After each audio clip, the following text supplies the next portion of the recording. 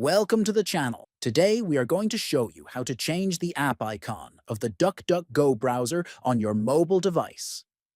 This is a simple way to personalize your browser and make it look unique on your home screen. First, open the DuckDuckGo browser on your mobile device. Next, look at the top right and tap on the three dots menu.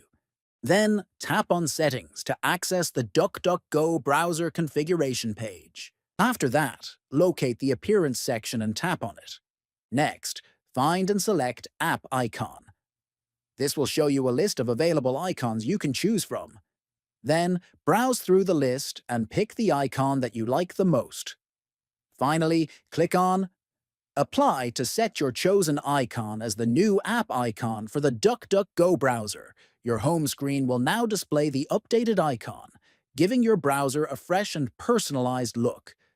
Remember to subscribe to the channel, like the video, and share it with your friends.